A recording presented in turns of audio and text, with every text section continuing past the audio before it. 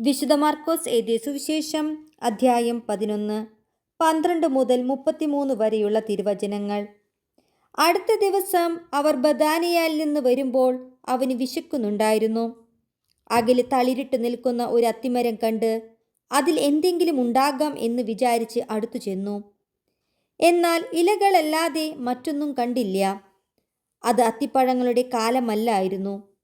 അവൻ പറഞ്ഞു, ആരും ഇനി ഒരിക്കലും നിന്നിൽ നിന്ന് പഴം തിന്നാതിരിക്കട്ടെ. അവൻ്റെ ശിഷ്യന്മാർ ഇത് കേട്ടു.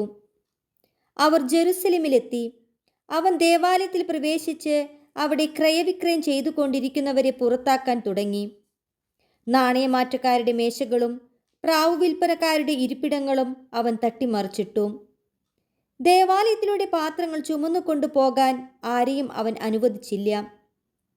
അവൻ അവരെ പഠിപ്പിച്ചു, എൻ്റെ ഭവനം എല്ലാ ജനതകൾക്കുമുള്ള പ്രാർത്ഥനാലയം എന്ന് വിളിക്കപ്പെടും എന്ന് എഴുതപ്പെട്ടിട്ടില്ലേ? നിങ്ങൾ അതിനെ കവർച്ചക്കാരുടെ ഗുഹയാക്കി തീർത്തിരിക്കുന്നു. ഇത് കേട്ടപ്പോൾ പ്രധാന പുരോഹിതന്മാരും നിയമജ്ഞരും അവനെ നശിപ്പിക്കാൻ മാർഗം അന്വേഷിച്ചു. കാരണം അവനെ അവർ ഭയപ്പെട്ടു.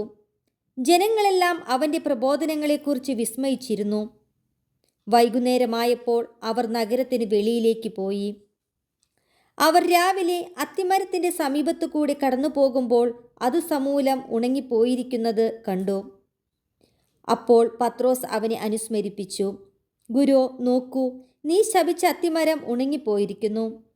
യേശു പ്രതിവചിച്ചു, ദൈവത്തിൽ വിശ്വസിക്കുക. സത്യമായി ഞാൻ നിങ്ങളോട് പറയുന്നു, ആരെങ്കിലും ഈ മലയോട് ഇവിടെ നിന്ന് മാറി കടലിൽ ചെന്ന് വീഴുക എന്ന് പറയുകയും ഹൃദയത്തിൽ ശങ്കിക്കാതെ താൻ പറയുന്നത് സംഭവിക്കുമെന്ന് വിശ്വസിക്കുകയും ചെയ്താൽ അവന് അത് സാധിച്ചു കിട്ടും.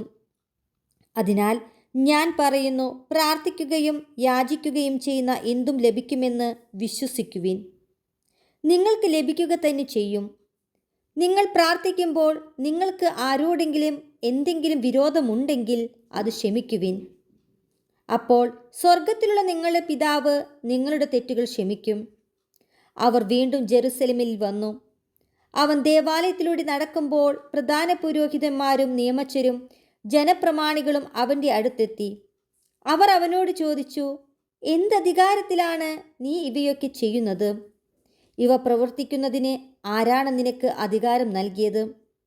യേശു പറഞ്ഞു, ഞാൻ നിങ്ങളോട് ഒരു കാര്യം ചോദിക്കാം, എന്നോട് ഉത്തരം പറയുവിൻ.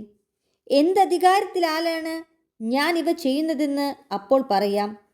യോഹന്നാന്റെ ജ്ഞാനസ്നാനം സ്വർഗത്തിൽ നിന്നോ മനുഷ്യനിൽ നിന്നോ? ഉത്തരം പറയുവിൻ.